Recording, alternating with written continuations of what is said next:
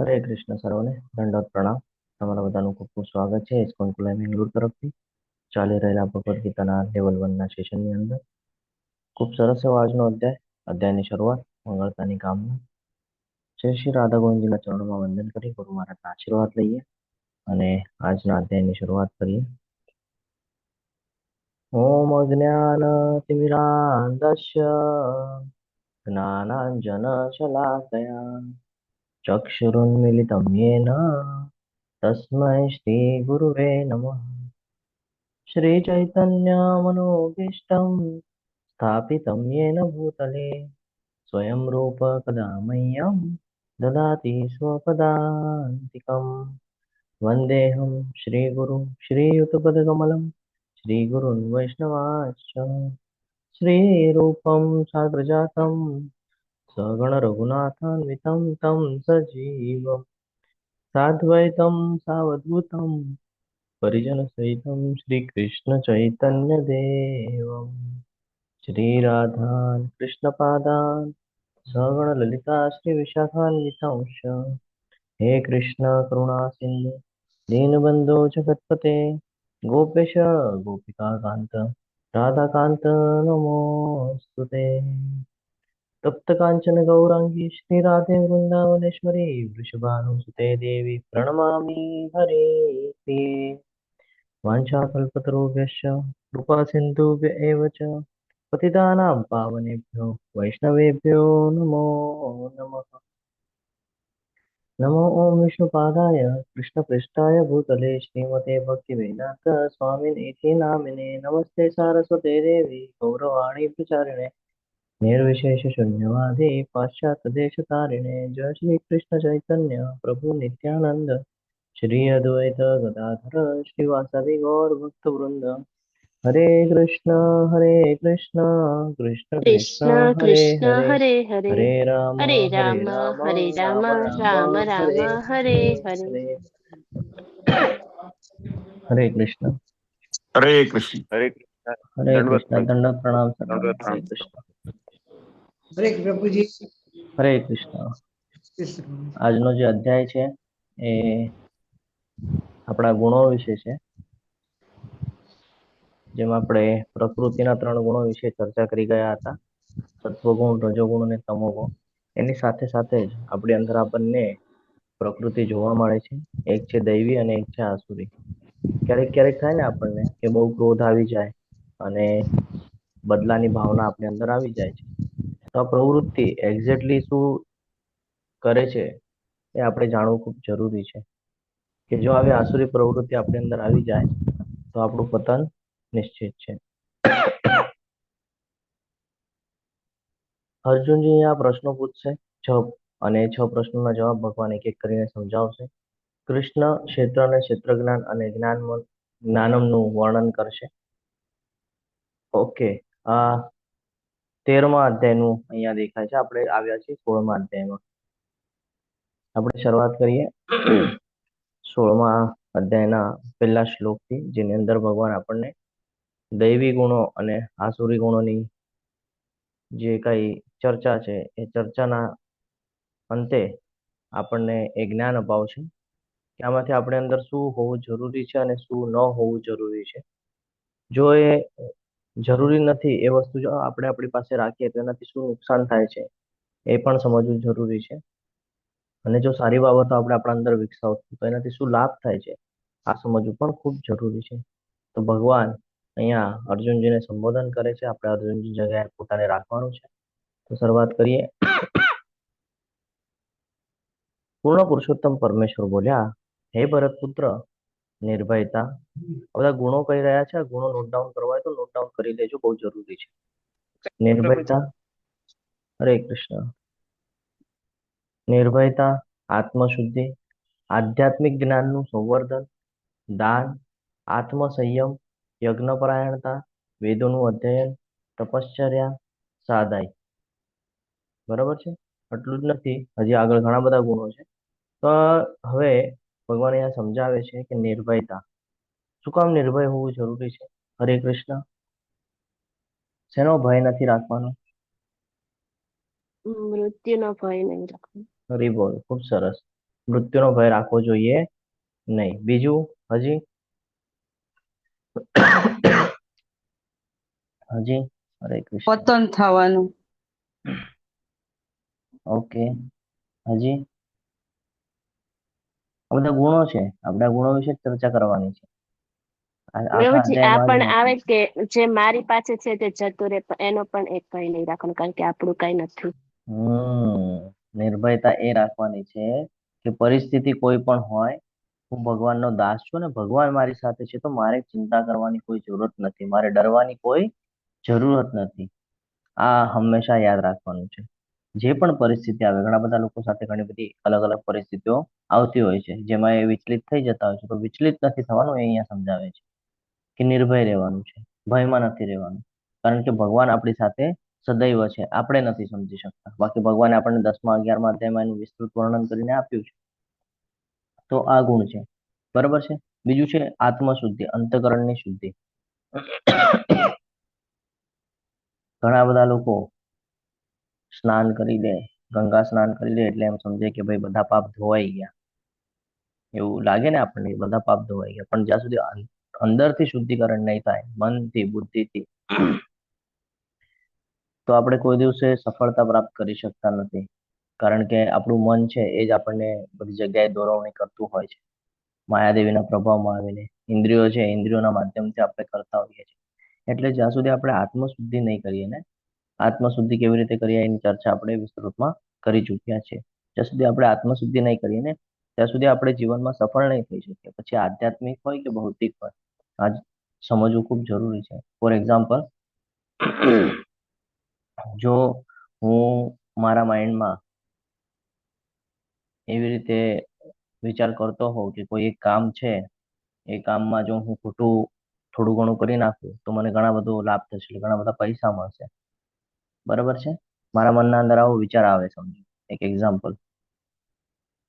અને જો એ કામ કરવા માટે હું પ્રેરિત થઈ જાઉં કે હા ચલો મને પૈસા મળી રહ્યા છે, થોડુંક તો ખોટું કરવાનું છે, ક્યાં કોઈ જોવે છે, તો આ હંમેશા પતનના તરફ લઈ જશે. ક્યારેક ને ક્યારેક આ કર્મનું આપણને ફળ પ્રાપ્ત થશે. અને એની જ જગ્યાએ જો મારા મનમાં એવો વિચાર આવે કે કોઈ જોવે કે ન જોવે, પણ મારા હૃદયના અંદર બેસીને ભગવાન જોઈ રહ્યા છે કે હું કેવી રીતે આ પૈસા મેળવી રહ્યો છું, અથવા તો હું શું છેતરપિંડી કરી રહ્યો છું, પ્રામાણિક છું કે નહીં, તો આ સમજવું ખૂબ જરૂરી છે. તો મારું મન અંદરથી મને શું કહેશે કે નહીં, ભગવાન જોઈ રહ્યા છે, આપણે આવું ખરાબ કામ કરવું જોઈએ નહીં. આની કહેવાય છે દૈવી ગુણ, આની કહેવાય છે આત્મશુદ્ધિ. કે આપણને કેટલું પણ કોઈ પણ સમજાવે કે આમ કરી નાખ, તેમ કરી નાખ, આમ ન કરવું જોઈએ, તેમ ન કરવું જોઈએ, આપણને સમજાવવું જોઈએ કે એ આપણી માટે યોગ્ય છે કે નહીં. ઘણા બધા લોકો આપણને ઉશ્કેરાવે, આણે તો આમ જ કર્યું, તું હું હોત તો આમ કરી નાખત, તું હોય એટલે તું સાંભળી લે છે, આમ છે તેમ છે, એવું બધું આપણી સાથે થતું હોય છે. પરંતુ આપણે જ ધ્યાન રાખવાનું છે કે આપણે ભગવદ્ ગીતાને સમજીએ છીએ, ભગવદ્ ગીતાને જીવનમાં ઉતારી રહ્યા છે, તો ભગવાન બધી કોર વિદ્યમાન છે ને ભગવાન બધું નિહાળી રહ્યા છે. આપણે અહીંયા નિમિત્ત માત્ર છે, આપણે અહીંયા કાંઈ કરી નથી શકતા સિવાય ભગવાનની સેવા. તો આપણે પોતાને કોઈ દિવસે એ શ્રેણીમાં ન મૂકવું જોઈએ, બદલાની ભાવના ન મૂકવી જોઈએ. એની માટે બહુ જરૂરી છે આત્મ શુદ્ધિ. આગળ લખ્યું છે આત્મશુદ્ધિ કરવા માટે સૌથી મહત્વનો પાઠ છે આધ્યાત્મિક જ્ઞાન, એનું સંવર્ધન કરવું. એનું સંવર્ધન કરવું એનો અર્થ એવું છે કે સતત આપણે શાસ્ત્રોને રીડ કરતું રહેવું, શાસ્ત્રોમાંથી પ્રશ્ન તૈયાર કરીને પ્રશ્નાવલીને એના જવાબ તૈયાર કરવા, એને સમજવું, ધીરે ધીરે એક એક પોઈન્ટને જીવનમાં ઉતારવાનો પ્રયત્ન કરવો. આ કરવું ખૂબ જરૂરી છે. આત્મજ્ઞાનનું સંવર્ધન કરવું એટલે કે હંમેશા આપણી સાથે, આપણે કહીએ ને રિફ્રેશ, હરે કૃષ્ણ, રિફ્રેશ કરતું રહેવું. આ સમજવું ખૂબ જરૂરી છે. જો આપણે ફોર એક્ઝામ્પલ, હું આજે ભગવદ્ ગીતાના ક્લાસ કરી રહ્યો છું, ભણી રહ્યો છું, સમજી રહ્યો છું, શીખી રહ્યો છું, અને પછી મેં છોડી દીધા, વર્ષ પછી, 2 વર્ષ પછી, હવે મને ભગવદ્ ગીતા યાદ પણ નહીં હોય. જ્યાં સુધી મને કોઈ યાદ નહીં કરાવે ત્યાં સુધી મને યાદ આવશે નહીં. અને હવે જે હું ઘણા બધા કર્મો કરીશ ને, એ બધા કર્મોના મને બંધનો લાગશે. એટલે આધ્યાત્મિક જ્ઞાન હોવું બહુ જરૂરી છે કે આપણે આખો દિવસ ભગવદ્ ગીતાને સાથે લઈને નથી ફરતા, બરાબર છે. ઘણા બધા અલગ અલગ પ્રકારના બધા કાર્ય કરીએ છીએ, નથી ફરતા, તો એને જીવનમાં ઉતારીને ફરવાનું છે ભગવદ્ ગીતાને. એની માટે આધ્યાત્મિક જ્ઞાન હોવું જરૂરી છે. એટલી માટે આપણે જોઈએ છીએ ઘણા બધા સિનિયર ડિવોટીસ છે, ખૂબ પહેલેથી જ્યારથી શરૂઆત થઈ ત્યારથી આ ક્લાસમાં જોડાઈ રહ્યા છે અને હજી પણ જોડાઈ રહ્યા છે, તો એ લોકો શું કરે છે? આધ્યાત્મિક જ્ઞાનનું સંવર્ધન. કે આપણે ભૂલી જઈએ છીએ કાલે શું ખાધું એ આપણને યાદ નથી હોતું, બરાબર છે? આ તો ભગવદ્ ગીતા છે. આ તો આપણું મન જ ના પાડે કે ભાઈ ક્યાં શાસ્ત્રોમાં પડે છે. સરસ એવું જીવન જીવે છે, એન્જોયમેન્ટ વાળું એ જ જીવ ને. કારણ કે માયાદેવીનું કામ છે ને આપણને ભટકાવીને રાખવું. હવે આપણે ધ્યાનમાં રાખવાનું છે કે ભાઈ જ્ઞાન સંવર્ધન કરેલું હોય તો આપણને ખબર પડે કે આપણે ક્યાં ભૂલ કરી રહ્યા છે, ક્યાં નથી કરતા. સૌથી મહત્વની બાબત એટલે આધ્યાત્મિક જ્ઞાનમાં જો આપણે સ્થિરતા રાખવી હોય, સ્ટેબલ રહેવું હોય, તો એની માટે આ સમજવું બહુ જરૂરી છે કે હું શરીર નથી, હું આત્મા છું. અને આ આત્મા છે એ ભગવાનનો અંશ છે. આપણે જોઈ ગયા મમ્મી વાંચે જીવો કે જીવો બધું સનાતન. તમારે જે કાંઈ પણ તમારે જે કાંઈ પણ કાર્ય કરવાનું છે એ ભગવાનના પ્રસન્નતા માટે કરવાનું છે. ભગવાનને શેમાં આનંદ થશે ને એવા કાર્યમાં મારે પોતાને વ્યસ્ત રાખવાનું છે. અને એવી જ રીતે સ્થિર રહેવાનું છે મારે એમાં, એ કાર્યમાં મારે સ્થિર રહેવાનું છે. આપણે શું કરીએ છીએ? પોતાને કરતા માનીએ છીએ અને ન કરવા જેવા કામોમાં આપણે ફસાઈએ છીએ, જે આપણને કર્મના બંધનમાં બાંધે છે અને આપણે આપણી સાચી ઓળખ છે, મૂળ ઓળખ છે, એ ભૂલી જઈએ છીએ. એટલા માટે આ જ્ઞાન સંવર્ધન હોવું બહુ જરૂરી છે. આગળ વધીએ તો દાનની વાત કરે છે. દાન ક્યાં દેવું, કોને દેવું, કઈ જગ્યા ઉપર સ્થળનું મહત્વ છે, સમયનું મહત્વ છે, પાત્રનું મહત્વ છે, વ્યક્તિનું મહત્વ છે. ફોર એક્ઝામ્પલ, મારી પાસે કોઈ આવે અને હેલ્પ માંગે અને મને એવું લાગે કે એને હું હેલ્પ તો કરી દઉં, હું સક્ષમ પણ છું, હું એને હેલ્પ તો કરી દઉં, પણ પછી એનાથી એની આધ્યાત્મિક ઉન્નતિ જો ન થાય તો એ હેલ્પની કોઈ કહીએ ને આપણે કે ઉપયોગિતા નથી. કેમ ઉપયોગિતા નથી એ સમજી લઈએ આપણે એક ઉદાહરણ દ્વારા. એક 2-5 મિનિટ વધારે લઉં છું તમારો. ફોર એક્ઝામ્પલ, મારી પાસે કોઈ મારો ફ્રેન્ડ આવે અને એ મને કહે કે મને પૈસાની જરૂર છે અને હું સક્ષમ હોઉં એને હેલ્પ કરવા માટે અને હું એને હેલ્પ કરી દઉં. આનાથી શું થશે ખબર છે? એકવાર તમે ભૌતિક જગતની વાત કરું છું, એકવાર તમે આપો ને, બીજી વાર જ્યારે પ્રોબ્લેમમાં આવશે ને એ પહેલા તમને યાદ કરશે. હવે ધીરે ધીરે થશે એવું કે એને ખબર છે તમે એની માટે ઊભા રહ્યો છો દર વખતે. હવે એ એને સિરિયસલી નહીં લે. હવે એ લેશે કે ભાઈ મને છે ને મારો ફ્રેન્ડ, મારે શું ચિંતા કરવાની જરૂરત છે. હવે જ્યારે જરૂર પડશે ને તમને ફોન કરીને તમારી પાસે માંગશે.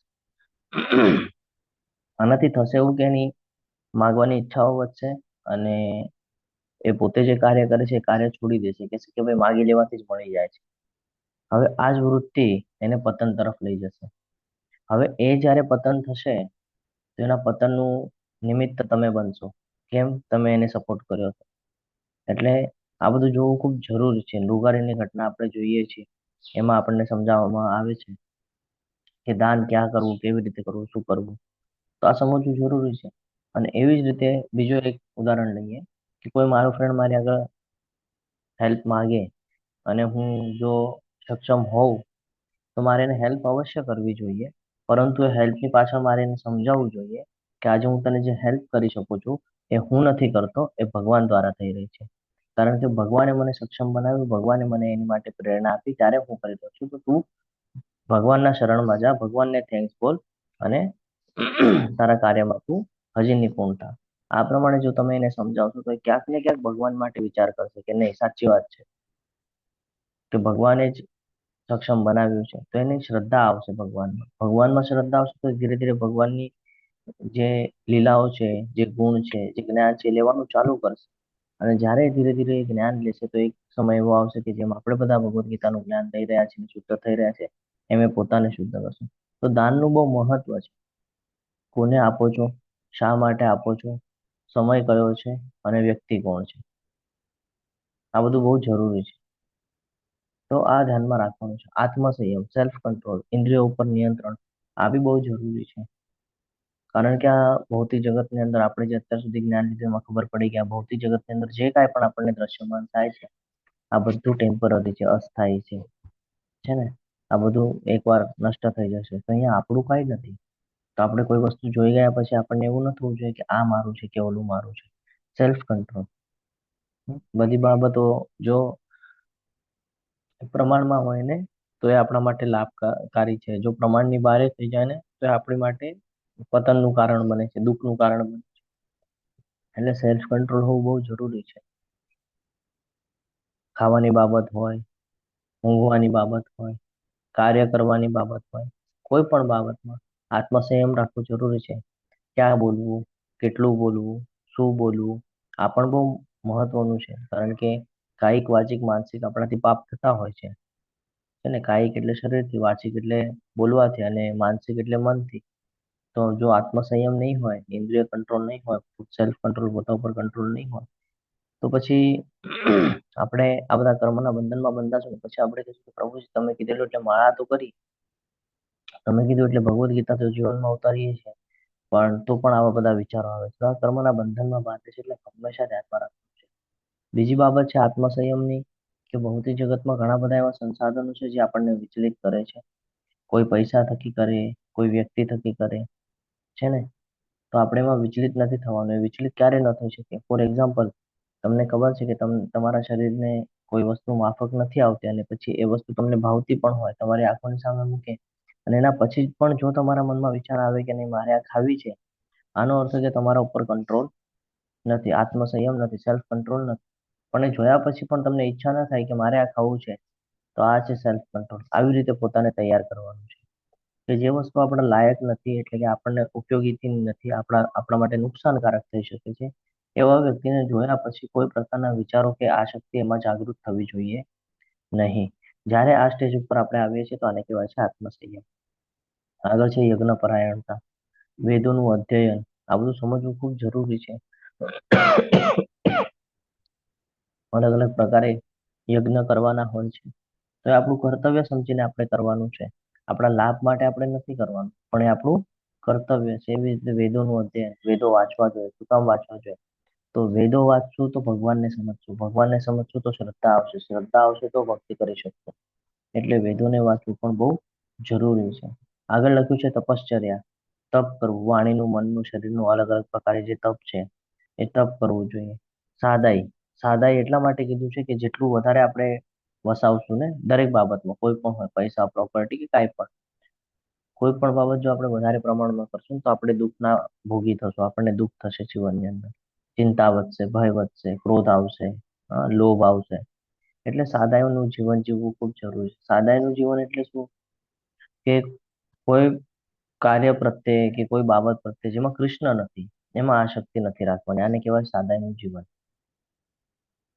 ફોર એક્ઝામ્પલ, તમને કોઈ વ્યક્તિ કહે કે ફરવા જવાનું છે, અને તમને એવું લાગે કે ચલો ને આ લોકો એન્જોય કરે છે, હું પણ કરી લઉં, બરાબર છે? તો તમે ત્યાં જશો અને એક જ કહીએ ને, એક નિમિત્ત માત્ર કાફી થશે તમને, તમે ભૌતિક જગતમાં ફસાઈ જશો. કેમ?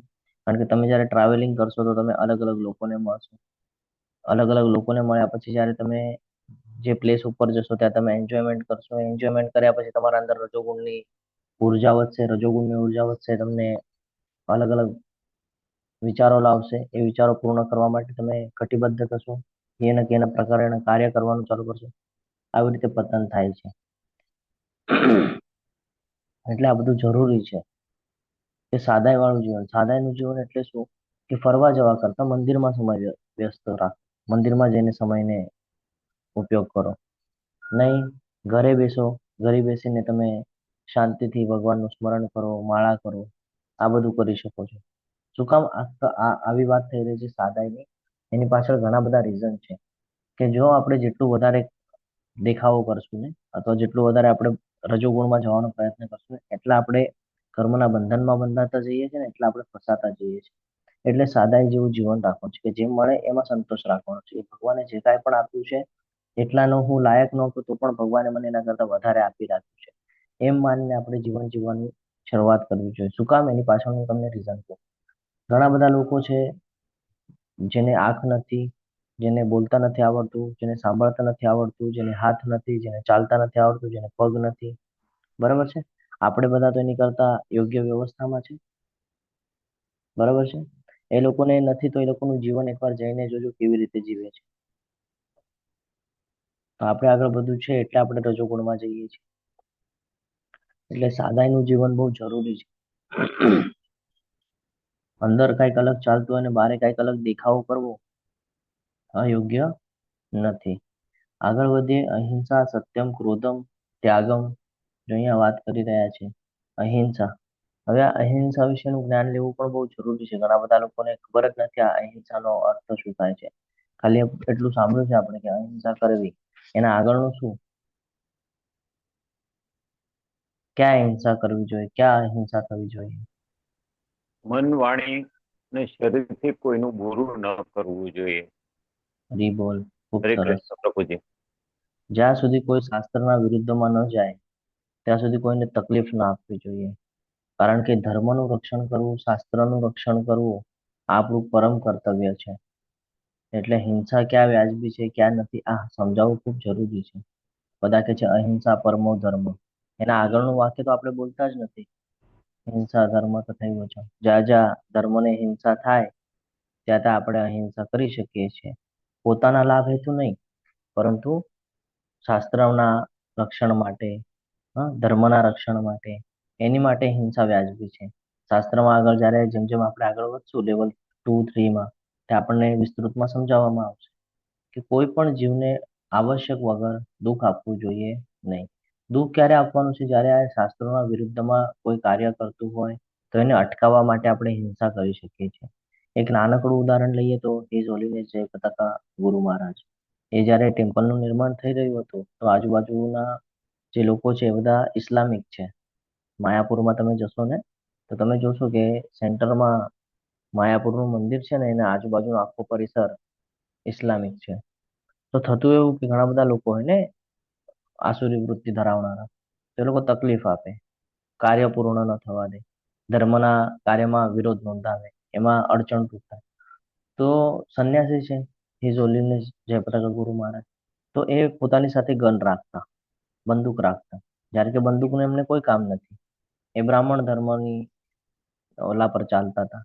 તો ક્ષત્રિયનું કોઈ કામ નથી ને એમાં, બંદૂકને ગન રાખવું, પણ એ રાખતા હતા. શું કામ? તો કે ભાઈ ધર્મના રક્ષણ માટે. આ સમજવું ખૂબ જરૂરી છે. બીજું સત્યતા. આપણે ક્યારેક ક્યારેક એમ કહી દઈએ છીએ કે પોતાના લાભ માટે થોડું ખોટું બોલીએ તો ચાલે. ન ચાલે.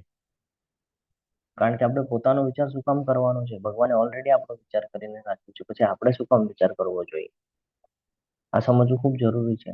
એટલે પોતાના લાભ માટે થઈને આપણે ખોટું બોલવું એ આપણી માટે પતનનું કાર્ય બની શકે છે. ઇવન બીજા માટે પણ હંમેશા ભલે એકલા રહી જાઓ પણ સત્ય બોલો. ભલે સાચું બોલીને સામેવાળાને દુઃખ થશે ને, ચાલશે, પણ ખોટું બોલીને તમે એને ગેરમાર્ગે દોરશો ને, એ વ્યાજબી નથી. એ કોઈ ખોટા માર્ગ ઉપર જશે ને એના નિમિત્ત તમે બનશો. કેમ? કારણ કે તમે એને સત્યતા સમજાવી નહીં, સાચું શું છે એની સામે તમે લાવ્યા નહીં. એટલે હંમેશા સાચું બોલવું જોઈએ. કોઈ પણ પરિસ્થિતિ ભૂલ થઈ જાય તો એક્સેપ્ટ કરી લેવાનું, હા મારાથી ભૂલ થઈ ગઈ છે. ક્રોધ વિહીનતા. ક્રોધ ક્યારે ના આવે? ક્રોધ પર નિયંત્રણ ક્યારે આવે? જ્યારે મન શાંત હોય, જ્યારે મન સમાધાની હોય, જ્યારે કોઈ અપેક્ષા ન હોય. કારણ કે જ્યારે અપેક્ષા હોય અને એ પૂર્ણ ન થાય તો આપણને ક્રોધ આવે છે. પણ ક્રોધ જ્યારે ન આવે એનો અર્થ છે આપણને કોઈ અપેક્ષા છે નહીં, અથવા તો જે મળે છે એમાં આપણે સંતુષ્ટ છીએ. એટલે ગુસ્સા પર નિયંત્રણ રાખવું પણ બહુ જરૂરી છે. બીજા અધ્યાયમાં આપણને આનું રિઝલ્ટ ખબર છે. ક્રોધાત ભવતિ સમોહા, સમોહા સ્મૃતિ વિભ્રમ, શ્રુતિ બંશાત બુદ્ધિનાશ અને બુદ્ધિનાશાત પ્રણશ્યતિ. આગળ લખ્યું છે ત્યાગ. શેનો ત્યાગ કરવાનો છે? તો સ્વાર્થનો ત્યાગ કરવો જોઈએ. સ્વાર્થ એટલે શું? મારી માટે કરું છું, હું કરું છું. હં? આ જે વૃત્તિ છે ને એ કાઢી નાખવી જોઈએ. હંમેશા શું કરવું જોઈએ? જે કાંઈ કરું છું ભગવાનના પ્રસન્નતા માટે કરું છું. મારાથી જે કાંઈ પણ થઈ રહ્યું છે ભગવાનના કૃપાથી થઈ રહ્યું છે. હું ખાલી નિમિત્ત માત્ર છું. આ હંમેશા ધ્યાનમાં રાખવાનું છે. અને આવી રીતે રહેશો ને તો શાંતિ મળશે. શાંતિ એટલે છે ને, તો કે મનની શાંતિ. જ્યારે મન શાંત હોય છે ને તો નિર્ણય યોગ્ય જાય છે. જ્યારે મન અશાંત હોય, વિચલિત હોય, તો ત્યારે નિર્ણય ન લેવા જોઈએ, કારણ કે નિર્ણય ખોટા જ પડવાના છે. બરાબર છે? બીજું લખ્યું છે છિદ્રાવેશનમાં અરુચિ. એટલે કે બીજા કોઈની નિંદા ન કરવી જોઈએ. આપણે ઘણા બધા લોકો જોઈએ છે, ક્યારેક આપણા મનના વિરુદ્ધમાં કંઈક થઈ જાય તો નિંદા કરે છે. દોષ હોય તો એની ચર્ચા કરે છે. કોઈ જરૂરત નથી. એક નાનકડું એક્ઝામ્પલ લઉં, ખોટું નહીં લગાડતા પણ સત્ય પરિસ્થિતિ ઉપર આપણે ચર્ચા કરીએ છીએ. ઘણા બધા લોકો સાંજે શાક લેવા માટે, દૂધ લેવા માટે ઘરની બહાર જતા હોય છે. સ્ત્રી વર્ગ હોય, પુરુષ વર્ગ હોય, કોઈ પણ, માતાજી કે પ્રભુજી, કોઈ પણ, તો જાય છે ઘરે એમ કહીને કે ભાઈ મંદિરે જઈ રહ્યા છે અને આવતા આવતા અમે શાક કે દૂધ લેતા આવો. મંદિરે જઈને ઘરનાઓને એમ લાગે કે મંદિરે ગયા છે, આપણે પૂછીએ ને બા ક્યાંય છે તો કે મંદિરે ગયા છે, એવી રીતે કહેવામાં આવે. મંદિરે ગયા છે પણ વાસ્તવિકતા એવી છે, તમે મંદિરમાં જઈને જોજો એ લોકોની વચ્ચે ચર્ચા શું ચાલતી હોય છે. એ ગયા છે મંદિરમાં, જ્યાં ભગવાનનું સ્મરણ કરવું જોઈએ, ભગવાનનું ભજન કરવું જોઈએ, ભગવાન કહે ને કે સેવામાં લાગવું જોઈએ, ત્યાં બેસીને એ લોકો ચર્ચા કરે છે પોતાના ઘરની. આના ઘરમાં શું થઈ રહ્યું છે, એના ઘરમાં શું થઈ રહ્યું છે, આની ચર્ચા કરે છે. આ કોઈ દિવસે ન કરવું જોઈએ. આનાથી મનુષ્ય વિચલિત થાય અને કોઈના ઘરમાં જો ઝઘડા થાય તો એના રીઝન આપણે બનીએ છીએ, કારણ કે આપણે એના પર ચર્ચા કરી રહ્યા હતા. સમજાય છે? એટલે કોઈના દોષ પ્રત્યે ચર્ચા કરવી જોઈએ નહીં, કે કોઈની નિંદા કરવી જોઈએ નહીં. ભગવાનના ટેમ્પલમાં ગયા છે તો ટેમ્પલમાં રહીને સેવાનો ભાવ રાખવાનો, સેવા કરવાની છે. બીજું છે જીવ માત્ર ઉપર દયા. ભગવાને કીધું છે પંડિતા સમદર્શિન, જે પંડિત છે, જે જ્ઞાની છે, એ બધાને સમાન નજરે જોવે છે. કેમ? કારણ કે ભગવાને કીધું છે મમેવા છે જીવ લોકો જીવ તો સનાતન. જીવ માત્ર ઉપર દયા. પછી કોઈ પણ હોય, પશુ હોય, પ્રાણી હોય, મનુષ્ય હોય, કોઈ પણ, એના કર્મના લીધે એને યોનિ પ્રાપ્ત થાય છે, પરંતુ અંદર તો ભગવાનનો અંશ જ છે ને. એટલે બધાને સમાન નજરે જોવું જરૂરી છે. જીવ માત્ર ઉપર દયા કરવી ખૂબ જરૂરી છે. એનાથી શું થાય છે તો કે આપણો જે સ્વભાવ છે એ નમ્ર અને કોમળ થાય છે. આ સમજવું ખૂબ જરૂરી છે. આગળ છે નિર્લોભીપણું. શેમાંય લોભ રાખવો ન જોઈએ. બરાબર છે? લોભ રાખશું તો આપણે પતનના માર્ગ ઉપર જશું. આજના અધ્યાયમાં આપણે જ સમજવાના છે કે લોભથી શું થાય છે, શું નુકસાન થાય છે. સૌમ્યતા. સૌમ્યતા એટલે દરેક બાબતમાં આપણે હળવાશ રાખવી ખૂબ જરૂરી છે. હા, જો આપણે એ નહીં રાખીએ તો એનાથી પણ આપણું નુકસાન થાય છે. જે ખોટું કામ કરતા હોય, આગળ છે લજ્જા, ખોટું કામ કરતા હોય તેમાં સંકોચ થવો જોઈએ, કે આપણને એવું થવું જોઈએ કે નહીં, હું ખોટું કરી રહ્યો છું, મારે અહીંયા ખમી જવું જોઈએ, મારે આ ન કરવું જોઈએ. પોતાને જ પોતાની શરમ આવવી જોઈએ કે હું તો ભગવાનનો દાસ છું અને મારાથી આવા કોઈ કાર્ય થવા એ વ્યાજબી નથી. ફોર એક્ઝામ્પલ, હું તમારી સાથે પ્રીચિંગની સેવા આપતો હોઉં, ભગવદ્ ગીતાની ચર્ચા કરતો હોઉં અને હું પોતે જ ભૌતિક જગતના સંસાધનોમાં વ્યસ્ત હોઉં, ઇન્દ્રિય તૃપ્તિના સાધનોમાં વ્યસ્ત હોઉં, તો એ મારી માટે વ્યાજબી નથી. આવું કરવાની પહેલા મને લજ્જા થવી જોઈએ, મને શરમ આવવી જોઈએ કે મારે આવું ન કરવું જોઈએ. આ આપણે હંમેશા ધ્યાનમાં રાખવું છે. બધા ગુણો આપણી માટે ભગવાન આપી રહ્યા છે. આગળ લખ્યું છે નિશ્ચય. હા, નિશ્ચય એટલે શું છે કે ફિક્સ કરવું. દ્રઢ નિશ્ચયની સાથે આગળ વધવું આપણે કહીએ છીએ નિશ્ચય, ગંભીરતા જેને કહીએ. બરાબર છે? સ્થિરતા, કે મારે શું કરવું જોઈએ, શું ન કરવું જોઈએ, ક્યાં કરવું જોઈએ, ક્યાં ન કરવું જોઈએ, આ બધી બાબત આ સમજવું ખૂબ જરૂરી છે. ભગવાન આપણને આ બધા ગુણો દ્વારા સમજાવે છે કે આપણે ક્યાં ક્યાં ભૂલ કરીએ છીએ. એક એક્ઝામ્પલ લઈએ અને સમજીએ કે આ જે ગુણો છે આને શું કેવી રીતે સમજવાનું છે. સમજી લો કે કોઈ એક વ્યક્તિ જાહેરમાં, અત્યારે આપણા ક્લાસ ચાલી રહ્યા છે ને એમાં આપણું અપમાન કરી દે, અને જો આપણને તરત ગુસ્સો આવે તો આનો અર્થ શું છે? હરે કૃષ્ણ. આનો અર્થ છે આપણો પોતા ઉપર કંટ્રોલ નથી. બરોબર છે? આપણને તરત એવું થાય કે લાવ હવે હું પણ બધાની વચ્ચે આનું અપમાન કરીશ. આવી એક સિચ્યુએશન થઈ હતી. કોની વચ્ચે થઈ હતી ખબર છે? દ્રોણાચાર્ય અને રાજા દ્રુપદ. દ્રુપદ. આપણે લેવલ 2 માં જશું ને ત્યારે ચર્ચા કરશું. આવી જ વૃત્તિ થઈ હતી કે એણે મારું અપમાન કર્યું છે ને હવે હું એનું અપમાન કરીશ. પરંતુ આપણે હંમેશા ધ્યાનમાં રાખવાનું છે એ અસુરી ગુણ છે અને આપણે આપણા અંદર અસુરી ગુણને આવવા દેવાનું નથી. પણ જો આપણે એમ કહીએ કે જો હું ભગવદ્ ગીતાનો સ્ટુડન્ટ છું અને જો હું ક્રોધ કરીશ, જો હું બધાની સામે એની ઇન્સલ્ટ કરીશ, તો એનામાં ને મારામાં તફાવત શું રહી જશે? બરાબર છે ને? એણે મારી સાથે આવું કર્યું ને હું એની સાથે એવું કરીશ તો એનામાં ને મારામાં તફાવત શું રહી જશે? હું ભગવદ્ ગીતાનો સ્ટુડન્ટ છું, મારે કંટ્રોલ રાખવું જોઈએ અને શાંતિથી મારે એને જવાબ આપવો જોઈએ. અને જવાબ એટલે ઇન સેન્સ કેવું નહીં કે હું એની ઇન્સલ્ટ કરીને એને જવાબ આપું, નહીં. એને સમજાવવું જોઈએ કે યોગ્યતા શું છે અને અયોગ્ય શું છે. બાકી બધું ભગવાન પર છોડવું જોઈએ, પણ આપણે ડિસિઝન પોતાના હાથમાં, આપણે બનીએ છીએ જજ. છે ને? કે ભાઈ નિર્ણય તો હું જ દઈશ. મારી સાથે એને આમ કર્યું, હવે હું એની સાથે આમ કરીશ. નહીં, ભગવાન કહે છે તારે કરવાની જરૂર નથી, હું બેઠો છું ને બધું કરવા માટે. તું મારો ભક્ત બન, બાકી હું બેઠો છું. પ્રહલાદ મહારાજની કથા આપણે સાંભળીએ છીએ, છે ને? એને કાંઈ કરવા દે છે? બધું ભગવાન કરે છે. તો હંમેશા આ ધ્યાનમાં રાખવાનું છે કે ગુસ્સાથી બોલીએ તો પરિસ્થિતિ હજી વધારે ખરાબ થઈ જશે. છે ને. હું તમને કંઈક બોલું, તમે મને રિએક્શન આપો, હું તમને રિએક્શન આપું, તમે મને રિએક્શન આપો, આનાથી પરિસ્થિતિ બગડે છે. એટલે હંમેશા ધ્યાનમાં રાખવાનું છે કે ક્યાં બોલવાનું છે, કેટલું બોલવાનું છે, આ હંમેશા સમજાવવું જોઈએ. અને આ સમજવું ખૂબ જરૂરી છે. આનાથી જ આપણા ઉપર કંટ્રોલ આવે છે. અને જો આપણે આ પરિસ્થિતિમાં વિચલિત થઈ જઈએ ને, તો આ આસુરી ગુણ છે, એટલે એનાથી બચવું જોઈએ, એ આપણે અહીંયા સમજાવવામાં આવે છે. ત્રીજા શ્લોકમાં આગળ વધીએ છીએ, જેમાં ક્ષમા, તેજ, ધૈર્ય, પવિત્રતા, ઈર્ષ્યાથી મુક્તિ તથા માનની ઈચ્છાથી મુક્તિ આ સર્વ દિવ્ય ગુણો છે કે જે દૈવી પ્રકૃતિવાળા દેવતુલ્ય પુરુષમાં જોવા મળે છે. હવે અહીંયા આપણે થોડું ફાસ્ટ લઈએ, કારણ કે વધારે સમય થઈ ગયો છે. અડધો કલાકમાં ખાલી 3 જ શ્લોક થયા છે, આપણા 2 શ્લોક થયા છે. તેજ એટલે કે આધ્યાત્મિક શક્તિ જેને કહેવાય છે, ઉત્સાહ જેને કહેવાય છે, એને કહેવામાં આવે છે. તમે જોશો જે ઇસ્કોન ટેમ્પલના અંદરના જે આચાર્યો છે, એ લોકોના ચહેરા ઉપર, એ લોકોના ફેસ ઉપર એક પ્રકારનું તેજ જોવા મળે છે, ઉત્સાહ જોવા મળે છે ભગવાનની સેવા માટે. તો એ આપણા અંદર પણ હોવી જોઈએ. ક્ષમા, બીજાના ભૂલને માફ કરવાની શક્તિ જે છે એને ક્ષમા કહેવામાં આવે છે. કોઈથી કાંઈ ભૂલ થઈ જાય, ક્ષમા કરી દેવાનું છે. ક્ષમા કરવું બહુ મહાન ઓલું ગણાય છે ને. આગળ છે ધૈર્ય, એટલે કે કોઈ પણ પરિસ્થિતિ આવે તો એમાં પેશન્સ રાખવું બહુ જરૂરી છે. ઘણા બધા લોકો બહુ વિચલિત થઈ જાય, પ્રભુજી આ નથી થઈ રહ્યું, પ્રભુજી આમ નથી થઈ રહ્યું, પ્રભુજી હું માળા કરું છું પણ મને તો ભક્તિની ઈચ્છા જ નથી થતી. તો ભગવદ્ ગીતા કહે છે ધૈર્ય રાખો, પેશન્સ રાખો. આજે નહીં ને કાલે થશે. કોઈ પણ વસ્તુને થવા માટે સમય લાગે છે. આજે બીજ લગાડ્યું છે, તરત નહીં ઉગે, સમય લાગશે, પણ એનું પરિણામ અવશ્ય મળશે. એટલે પેશન્સ રાખવું બહુ જરૂરી છે. બાકી આવવું અને જવું તો બહુ સિમ્પલ છે, પણ ટકી રહેવું બહુ અઘરું છે. આગળ છે પવિત્રતા, શૌચમ દ્રોહો એટલે પવિત્રતા. બહારથી ખાલી દેખાવો કરવાનો છે એવી રીતે નથી, અંદરથી પણ પવિત્રતા હોવું જોઈએ, મન અંદરથી શુદ્ધ હોવું જોઈએ. ઈર્ષ્યાથી મુક્તિ, કોઈના પ્રત્યે શત્રુતા કે બદલાની ભાવના હોવી ન જોઈએ. માનની ઈચ્છાથી મુક્તિ, ક્યારેક કોઈ કાર્ય કરી લ્યો અને સામેવાળો તમને એવી રીતે સંબોધન કરે કે ખૂબ સરસ છો તમે, ખૂબ જ્ઞાની છો, તો કોઈ દિવસ આવી બધી ઈચ્છાઓ ન રાખવી જોઈએ, છે ને.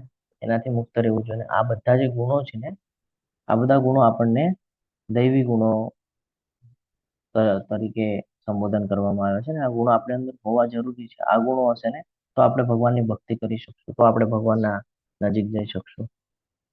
હવે આસુરી ગુણોની વાત કરે છે, તો કે હે પાર્થ, દમ, દર્પ, અભિમાન, ક્રોધ, કઠોરતા તથા અજ્ઞાન આ બધા આસુરી પ્રવૃત્તિ વાળા માણસોના ગુણ છે. શું કે છે? દમ, દેખાડો કરવો કે હું કઈક છું, મારા જેવું કોઈ નહીં, હું જ કરી શકું, મારા સિવાય કોઈ ન કરી શકે. જો રાવણ ને બધાના અહીંયા ફોટો બતાડ્યા છે રાઈટ સાઈડમાં. પોતાની શક્તિ હોય, સંપત્તિ હોય, એનું ઘમંડ કરે, જ્ઞાન હોય એનું ઘમંડ કરે, એને કહેવાય દર્પ, દેખાડો. બરોબર છે. આ બંને વિષય સમજી ગયા, દમ અને દર્પ. આગળ છે અભિમાન. હવે અભિમાન આપણું સૌથી મોટું પતનનું કારણ છે. કારણ કે અભિમાન તો રાવણનું પણ નથી વધ્યું, છે ને. હિરણ્યકશ્યપ હોય, રાવણ હોય, તમને બધાને ખબર છે એનો છેલ્લે અંત જ થયો.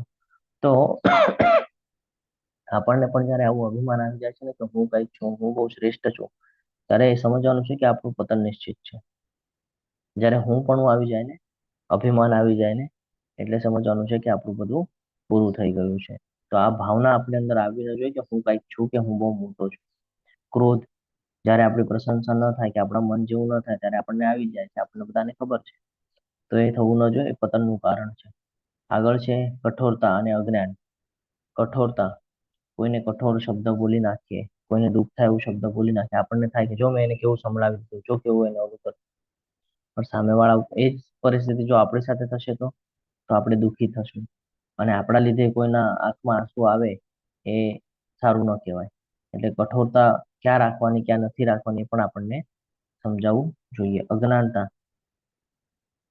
આપણે જે જન્મ પ્રાપ્ત કર્યો છે એનું જ્ઞાન લેવું બહુ જરૂરી છે. આપણે બધું જ્ઞાન શેનું લઈએ છીએ? ભૌતિક જગતનું. જ્યારે કે એ નષ્ટ થઈ જવાનું છે. કોઈ ગેરંટી નથી ભૌતિક જગતમાં ક્યારે કઈ પરિસ્થિતિ આવે, કઈ સિચ્યુએશન ક્યારે ચેન્જ થાય, કોઈ ગેરંટી નથી. છે કે કોઈ ગેરંટી નથી? તો આપણે એનું જ્ઞાન લઈને બેઠા છીએ. જ્યારે કે જે બદલાવાનું નથી એનું જ્ઞાન આપણે લેવું જોઈએ. તો આ સમજવું ખૂબ જરૂરી છે કે પોતાના સાચા આધ્યાત્મિક રૂપને જાણવું જોઈએ, અને પોતાનું જે જીવનનો હેતુ છે આ હેતુ સમજવું જરૂરી છે. તો આ રીતે અહીંયા જેટલા પણ ગુણ બતાડ્યા છે આ બધા આસુરી ગુણ છે. આ ગુણથી આપણે હંમેશા પોતાને બચાવવું જોઈએ. જો અહીંયા 2 સ્લાઇડ બતાડી છે, એકમાં વિનાશ કરે છે ને એકમાં હેલ્પ કરે છે. તો આ બંને અલગ અલગ ગુણનું પ્રતિનિધિત્વ કરે છે. લેફ્ટ સાઈડમાં છે એ દૈવી ગુણ છે કે બીજાને ઉપયોગમાં આવો, અને રાઈટ સાઈડમાં છે એ બીજાનું નુકસાન કરે છે, જે યોગ્ય નથી. તો આપણે અંદર આ બંને ગુણો જોવા મળે છે. દૈવી ગુણો પણ હોય છે, અસુરી ગુણો પણ હોય છે. આપણામાં દૈવી ગુણોનો વિકાસ કેવી રીતે કરવો અને આપણામાંના રાક્ષસને કેવી રીતે હરાવવો, એ આપણા ઉપર નિર્ભર કરે છે કે આપણે કેવા લોકોના સંગમાં રહીએ છીએ, કેવી રીતે આપણે કરીએ છીએ. જો સંઘની વાત આવી ને સંઘનું અ કહીએ ને કે સંબોધન કરવા વાળું સ્લાઇડ અહીંયા ઉપસ્થિત થઈ ગઈ. 2 સફરજન મૂકવામાં આવેલા છે. એક સફરજન ખરાબ છે અને એક સારું સફરજન છે. થાય છે એવું ને કે ખરાબ સફરજનની સાથે તમે થોડો સમય સારું સફરજન રાખો ને, તો એ ખરાબ સફરજનના ગુણ સારા સફરજન પર પ્રભાવ નાખે છે અને એ પણ ખરાબ થવા માંડે છે. બરાબર છે? પણ ડિપેન્ડ કરે છે, આ વાત પણ ડિપેન્ડ કરે છે. સંઘનું મહત્વ છે ને, તો આ સમજવું જરૂરી છે. એવી જ રીતે રાઈટ સાઈડમાં જાસ્મીનનું ફૂલ છે. હવે આ જાસ્મીનનું ફૂલ કચરાની ટોપલીમાં નાખવામાં આવે તો શું થાય? હરે કૃષ્ણ. તો સુગંધ એની ફેલાવે. સુગંધ આવે એની. આ સમજવું બહુ જરૂરી છે કે આ બંને જે સ્લાઇડમાં જે કહીએ ને કે ફોટો બતાવ્યા છે, આમાંથી ઘણું બધું શીખવા જેવું છે. પેલા પેલા જે 2 સફરજન છે એમાંથી એ શીખવા મળે છે કે તમે ખાલી જો સંગ રાખશો ને, તો એનાથી તમારું નુકસાન અવશ્ય થશે. તમે જો ખરાબ લોકોની વચ્ચે રહેશો, ખરાબ વિચારધારા રાખશો, ખરાબ બાબતો જોશો, ખરાબ કૃત્ય કરશો, તો તમારા ફ્રેન્ડ સર્કલ સાથે રહીને તમે પણ એ વૃત્તિઓ કરવા માંડશો. ફોર એક્ઝામ્પલ, કોઈ આલ્કોહોલ લેતું હોય, તમે એની સાથે રોજ રોજ ફરતા હો, રોજ રોજ બેસતા હો, એવા એટમોસ્ફિયરમાં જાઓ, તો એક દિવસે તમારી પણ ઈચ્છા થશે કે નહીં, મારે પણ લઈને જોવું છે શું થાય છે. તમારો ફ્રેન્ડ તમને હજી પ્રેરિત કરશે કે લે કાંઈ નથી થતું, લે કાંઈ નથી થતું, અને તમે ગેરમાર્ગે વયા જશો. પરંતુ રાઈટ સાઈડનું પિક્ચર ધ્યાનમાં રાખો કે હંમેશા પોતાને શુદ્ધ કરવાની પ્રક્રિયા જો ચાલુ હોય તમારી, બરાબર છે, સુગંધ જેમ છે તો શુદ્ધ કરવાની પ્રક્રિયા ચાલુ છે, એ પછી તમે કોઈ ખરાબ વ્યક્તિ સાથે પણ હશો ને, ખરાબ વ્યક્તિના વચ્ચે પણ બેસશો ને, તો પણ તમારું પતન નહીં થાય. કેમ? કારણ કે પોતા ઉપર કંટ્રોલ છે, પોતાનું શુદ્ધિકરણ ઓલરેડી ચાલુ છે. એટલે તમે એની સાથે બેસશો અવશ્ય, તમે એની સાથે ચર્ચા કરશો નો ડાઉટ, પણ તમે એની સાથેની વૃત્તિઓ નહીં કરો, તમે એના ખરાબ ગુણો નહીં લો. ઇવન તમારા સારા ગુણો તમે એને આપશો કે આ યોગ્ય નથી, આ આવી રીતે છે, આ ન કરવું જોઈએ, આનાથી નુકસાન થાય છે. આ સમજવું બહુ જરૂરી છે. સંઘનો બહુ મહત્વ છે. તમે કેવા લોકોની વચ્ચે રહ્યો છો. કોઈને ડોક્ટર થવું હોય, કોઈને વકીલ થવું હોય, એક્ઝામ્પલ લઈએ આપણે. જો કોઈને વકીલ થવું છે તો એને શું કરવું પડે? વકીલનું ભણતાની સાથે સાથે વકીલની પ્રેક્ટિસ કરવી પડે, અસિસ્ટન્ટ તરીકે કામ કરવું પડે, તો એને ખબર પડે કે મારે શું કરવા યોગ્ય છે, શું કરવા યોગ્ય નથી. બરાબર છે? અને જો હું એવું ન કરું તો હું એમાં સફળ ન થઈ શકું. એવી જ રીતે સંઘનું મહત્વ છે કે તમે જેની પણ સાથે રહ્યો છો, એની સાથે રહીને જો તમે એના ગુણો તમારી અંદર લઈ રહ્યા છો, તો એ તમને સમજાવવું જોઈએ કે ગુણોથી તમારા ઉપર શું અસર થશે. જો એ ગુણો ખરાબ છે તો અવશ્ય તમને નુકસાન થશે, અને જો એ ગુણો સારા છે તો અવશ્ય તમને એનો લાભ થશે. હવે આ ક્યાંથી સમજાય આપણને? તો એની માટે જ શુદ્ધિકરણની પ્રક્રિયા આપી છે કે ગ્રંથનું વાંચન કરવું, અલગ અલગ ક્લાસમાં જોડાવું, જેથી આપણને માહિતી મળતી રહે કે શું કરવા યોગ્ય છે, શું કરવા યોગ્ય નથી. આ બહુ બહુ જરૂરી છે. એટલે આપણી પસંદગી આપણે કરવાની છે. આપણે ભક્તની સાથે રહેવાનું છે કે અભક્તની સાથે રહેવાનું છે. હવે તમને બધાને પ્રશ્ન એવો હશે કે પ્રભુજી, અમારે અહીંયા તો કોઈ છે જ નહીં ઇસ્કોનના ડિવોટીસ, તો શું કરી શકાય? તો આપણે એવું કરી શકાય કે ટેમ્પલ તો બધી જગ્યાએ અવેલેબલ છે. ટેમ્પલમાં જાઓ, ત્યાં તમે સેવા કરો, ત્યાં પણ તમારા ફ્રેન્ડ્સ બને છે. એવું થોડી છે કે ફ્રેન્ડ્સ વગર જીવન નથી જીવાતું, જીવાય છે. અથવા તો તમારા જે ફ્રેન્ડ્સ છે, તમે આ બધું જ્ઞાન એને પ્રોવાઈડ કરો, એ પોતે શુદ્ધ થઈ જશે, પછી એની સાથે તમે રહો, કોઈ વાંધો નથી. કાં તો તમારામાં એટલી કેપેબિલિટી રાખો કે તમે સામેવાળાને બદલી શકો છો, બરાબર છે? કાં તો તમે એ કેપેબિલિટી રાખો કે તમે એને એ માર્ગ ઉપર લાવી શકો છો. આ આપણું કર્તવ્ય છે. આ આપણું કર્તવ્ય છે. કારણ ફ્રેન્ડ કોને કહેવાય? ફ્રેન્ડ એને કહેવાય કે જ્યારે આપણાથી કાંઈ ખોટું થતું હોય તો આપણને એકલામાં લઈને સમજાવે કે તારાથી ખોટું થાય છે, અને જ્યારે આપણું સારું થતું હોય તો 4 લોકોને ઉદાહરણ તરીકે આપે કે જો એક યોગ્ય માર્ગ ઉપર છે, આપણે પણ આ માર્ગ ઉપર જવું જોઈએ. આને કહેવાય ફ્રેન્ડ. અત્યારના ફ્રેન્ડ કેવા છે ખબર છે?